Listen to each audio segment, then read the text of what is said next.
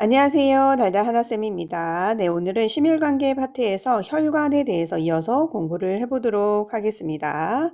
네, 혈관. 혈관에는 우리 동맥, 네, 그 다음에 네, 정맥, 네, 그리고 모세혈관 이렇게 나눌 수가 있겠어요. 네, 이렇게 혈관은 다 내막, 중간막, 외막 이렇게 구성이 되어 있는데 네, 혈관의 종류에 따라서 그 구성 비율이 조금씩 달라집니다. 네, 첫 번째로 동맥입니다. 동맥. 동맥은 우리가 심장으로부터 나가는 혈액의 통로를 우리가 동맥이라고 해요. 네, 심장으로부터 나가는 혈액의 통로. 네, 우리가 심장에서 우심방,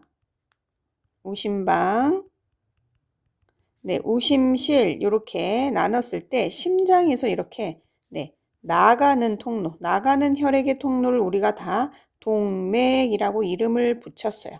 그래서 우심실에서 나가는 여기 입구를 우리가 폐동맥이라고 이름을 붙였었죠.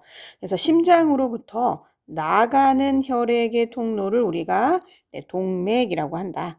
네, 동맥 자체 특징은 높은 압력에 견딜 수 있도록 네, 벽에 탄력 섬유가 발달되어 있다는 게 특징이겠습니다.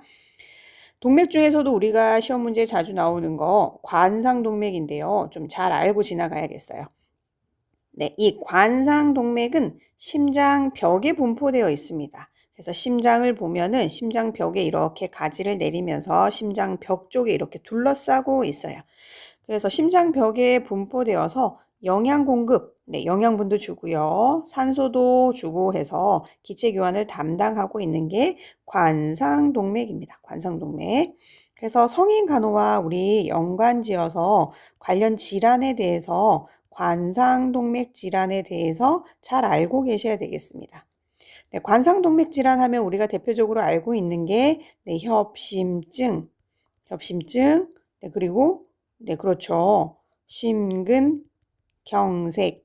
있잖아요. 그렇죠? 그래서 완전히 폐색이 되면 그 관상동맥의 혈관이 완전히 폐색되면 심근경색증, 네, 부분적인 폐쇄가 있으면 협심증. 그래서 협심증일 때 우리 양리학에서 어떤 약 준다라고 배웠나요? NTG 해서 니트로글리세린 약을 줘서 네, 증상을 좀 완화시킨다라고 했어요. 네, 그래서 여기저기 좀 중복돼서 양리학에도 나오고 성인간호에도 나오기 때문에 관상동맥 자주 등장합니다. 그래서 잘 알고 계셔야 되겠어요. 어디에 있다? 심장벽에 분포되어 있어서 영양분도 주고 기체교환, 산소도 주고 해서 기체교환을 담당하는 혈관 관상동맥이다.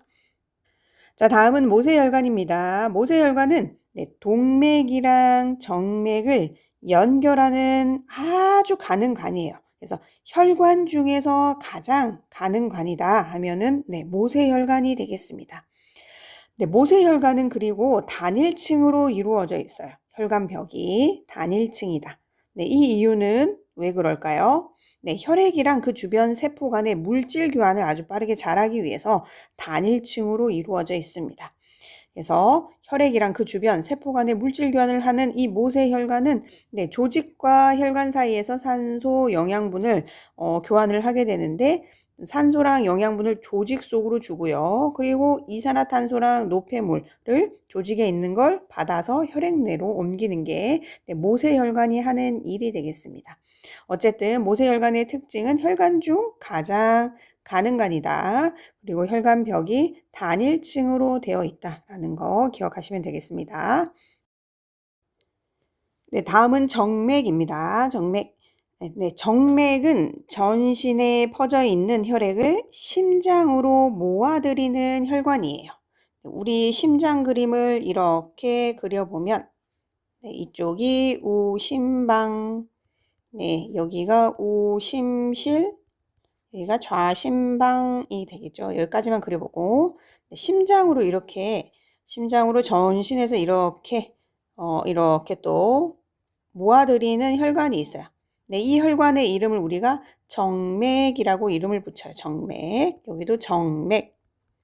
그래서 좌심방 쪽으로 들어오는 정맥의 이름이 폐를 돌고 들어와서 폐정맥이잖아요. 그렇죠? 네, 혈액을 심장으로 모아들이는 혈관의 이름은 정맥이다. 그래서 이 정맥 자체는 또 표층을 지나기도 하고요. 그래서 동맥에 비해서 얇고 탄력성이 적습니다. 네, 그리고 혈관 내에 판막이 존재하는 혈관도 있어요.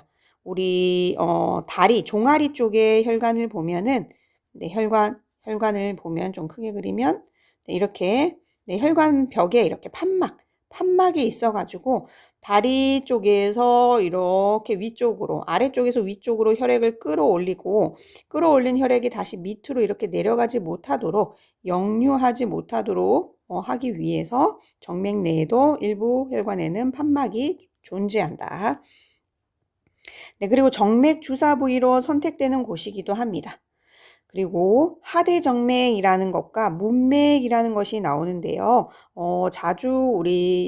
자주는 아니겠지만, 간간히 우리 시험 문제에 등장하는 키워드들이니까 좀 정의를 기억을 해두시면 될 것 같아요. 네, 하대정맥은 아래쪽이니까 아래 대정맥이라고 해요. 얘는 복강이랑 네, 하지에 있는 정맥혈을 모아서 우심방 쪽으로 들어오는 혈관입니다. 네, 우심방 쪽으로 들어오는 혈관. 그러니까 네, 우심방 쪽으로 이렇게 들어오는 거예요. 우심방 쪽으로 들어오는 거. 네, 정맥이라고 하고요. 여기는 이제 대정맥인데 대정맥 중에서도 네, 아래쪽에서 들어오는 거. 아래쪽에서 이렇게 우심방 쪽으로 들어오는 걸 우리가 네, 하대정맥이라고 합니다. 그래서 아래쪽인 복강, 하지 이쪽에서 정맥혈을 모아서 우심방으로 들어오는 걸 하대정맥, 위쪽으로 들어오면 상대정맥이라고 해요. 그래서 하대정맥 좀 기억해 두시고요. 네, 그 다음에 위에서 간으로 영양분을 보내는 혈관을 우리가 간문맥, 네, 문맥이라고 합니다. 네, 간의 모양을 이렇게 그려보면 네, 입구에 이렇게 혈관이 있는데 네, 위쪽에서 네, 위에서 이렇게 네, 영양분 아니면 소장 뭐 이런 데서 영양분을 끌어다가 이렇게 간 쪽으로 보내는 혈관의 이름이 네, 문맥입니다. 문맥. 다른 말로는 뭐 간문맥이라고도 해요. 그래서 위에서 네, 간으로 영양분을 보내는 혈관의 이름은 뭐예요? 하면 네, 문맥이라고 기억을 하시면 되겠습니다. 네, 다음은 이제 림프계입니다. 림프계. 네, 우리 몸에서 림프계는 말단에서 일단 심장으로 가는 일방적인 통로밖에 없고요. 네, 그리고 조직에서 스며나온 림프는 판막이 많은 림프관 속을 흘러가지고 심장에 가까운 정맥으로 흘러 들어가게 됩니다. 그럼 각각의 이 림프계에서 각각 림프관, 림프절이 하는 일을 좀 살펴보도록 할게요. 네, 첫 번째로 림프. 네, 림프는 림프관 속에 흐르는 내용물인데요. 액체라고 생각하시면 됩니다. 그래서 혈장과 비슷하고요. 조직에서 스며나온 네, 혈액 성분 중에 하나예요. 그래서 백혈구, 특히 림프구가 섞여 있어서 얘네들이 우리 몸에 들어오는 세균이나 이런 것들에 대한 포식작용, 네, 면역작용이랑 관련이 있습니다. 네, 그리고 사이질에게 네, 혈류 쪽으로 재유입을 방지해서 부종을 예방해요. 네, 림프구에는 뭐 T림프구, B림프구 두 종류가 있겠는데요. T림프구는 흉선에서 성숙이 되고 네, B림프구는 골수에서 생성이 됩니다. 자, 림프관은 림프 액체가 이동하는 통로, 네, 길이 되겠습니다. 길. 네, 그리고 림프절은 이 작은 림프 조직들이 덩어리로 절로 형성돼가지고 네, 면역 기능을 통해 가지고 림프액을 깨끗하게 유지하는 게 림프절이 되겠어요. 그래서 면역 기능을 담당하고 있기 때문에 림프절이 커졌다라는 건 우리 몸에 어딘가에 염증이 생겼거나 아니면 암과 같은 뭐 악성 종양이 생겼을 수도 있다라는 신호가 될 수도 있겠습니다. 네, 다음은 이제 우리 몸에서 기타 림프기관에 해당되는 게 네, 비장 있고요, 흉선 있고 편도가 있겠네요. 네, 비장은 우리 췌장 끝쪽에 달려 있는데요. 혈액을 저장하기도 하고 네, 엄마 뱃속에 있었을 때는 네, 백혈구, 적혈구를 생산하지만 성인이 되면 림프구, 네, 그리고 단핵구 요것만 생산하게 되겠습니다. 그래서 수명이 다한 적혈구가 또 비장 쪽으로 가서 죽게 되고요. 파괴돼서 빌리루빈을 만들게 되고요. 그리고 면역 항체를 만들어내는 기전에 관여해서 네, 비장 림프기관에 해당이 되겠습니다. 네, 그 다음에 흉선. 네, 림프기관으로 사치훈기 이후에 점점 퇴화되어서 작은 흉선 조직만 남게 되는데 T림프구가 성숙하는 곳이고요. 흉선은 흉골 뒤쪽에 이렇게 자리 잡고 있어요. 기관 앞쪽에 있습니다.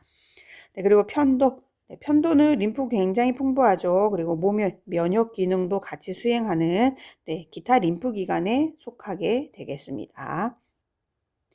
네, 마지막으로 면역입니다. 네, 면역은 그림으로 조금 이해를 해보면 네, 면역은 우리 몸에 병원성 미생물이 들어왔을 때 이렇게 방어 능력 같은 거입니다.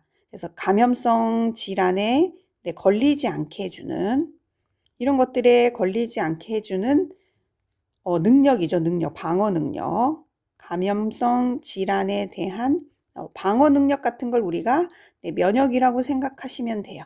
네, 그래서 외부에서 항원이라는 물질이 들어와서 내 몸을 막 공격하면 내 몸에서는 이 항원을 물리치는 항체가 생성돼요. 만들어지는 거.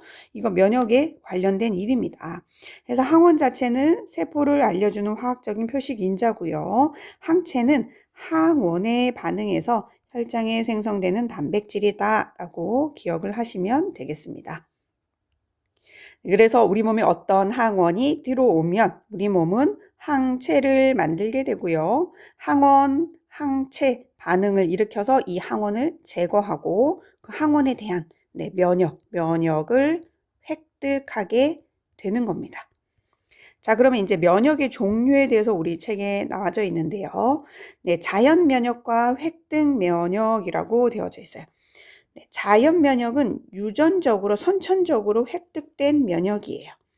그리고 획득 면역은 후천적으로 우리가 면역계에 능동적으로 활동을 하게 돼서 항체를 형성하거나 아니면 다른 생물에서 만들어진 항체를 받아서 면역을 만드는 게 획득 면역이 되겠습니다. 그러니까 이 획득 면역에는 다시 능동 면역과 수동 면역으로 나눠놨어요.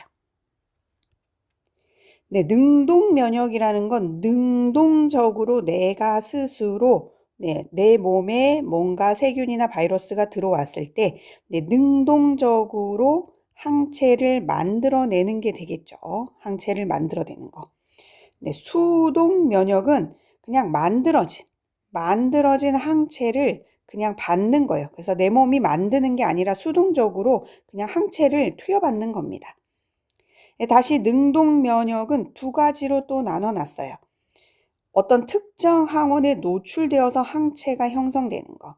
그러니까 질병이나 이런 것들이 걸려서 우리 몸에 세균이나 바이러스 이런 것들이 들어와가지고 바이러스가 들어와서 질병으로 인해서 감기 같은 거 생각하시면 되잖아요. 그죠? 바이러스가 들어와서 내 몸이 항체를 스스로 능동적으로 만들어내는 거.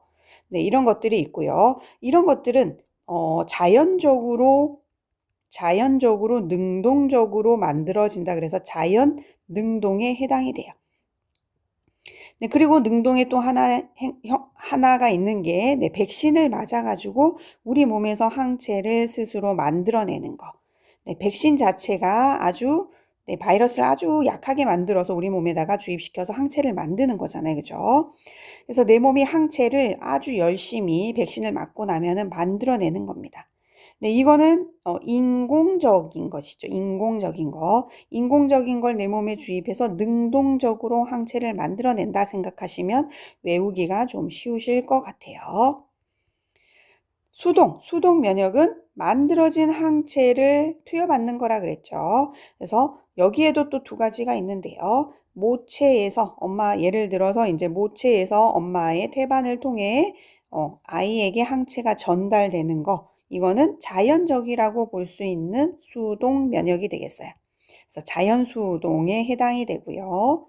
네, 그 다음에 질환에 노출 위험이 있을 때 특정 질환에 대해 항체를 투여하는 거, 예를 들면 비형 감염, 수직 감염 이런 것들이 네, 간염에 대해서 네, 바이러스가 아이가 엄마가 B형 간염이다. 그러면 아이가 또 걸릴 걸 위험이 있으니까, 노출 위험이 있으니까 이런 것들은 이제 네, 면역 혈청, 면역 글로불린을 놓게 해서 맞아서 이런 것들을 예방을 좀 할 수 있습니다. 그래서 면역 네, 혈청이나 면역 글로불린을 맞아가지고 네, 이런 것들을 질환들을 네, 예방할 수 있겠어요. 그러면 이거는 네, 인공적인 거고, 네, 그쵸? 수동 면역에 해당이 되니까 이렇게 이름을 바꿀 수가 있겠네요. 그래서 종류가 있다. 종류. 자연 면역과 획득 면역 두 가지가 있는데 네, 획득 면역이 주로 많이 나옵니다. 시험에. 그래서 획득 면역의 또 종류가 있는데 획득 면역은 능동 면역이 있고 수동 면역이 있다. 능동은 내가 스스로 항체를 만들어 내는 건데요. 이 능동은 다시 능동 이렇게 끝나겠네요. 그렇죠? 능동은 다시 두 가지가 있어요. 네, 자연스럽게 병을 앓고 난 다음에 항체를 얻게 되는 질병, 감기 이런 것들 생각하시면 되고 자연 능동이 있고요. 그 다음에 인공 능동이 있어요. 네, 백신을 맞아서 B형 간염을 예방하기 위해서 우리가 백신을 예방 접종을 하게 되죠. 이런 것들 어떤 질병을 예방하기 위해서 예방 접종을 하게 되는 것 인공적으로 맞아서 우리가 능동적으로 네, 면역체를 만드는 거니까 인공 능동에 해당이 되고요. 네, 수동 면역은 네, 여기 면역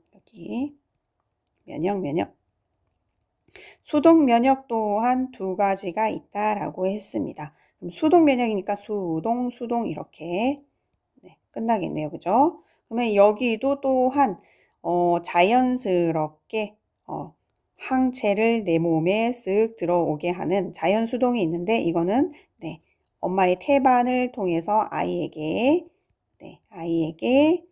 항체가 전달되는 거 이거 자연 수동에 해당이 된다.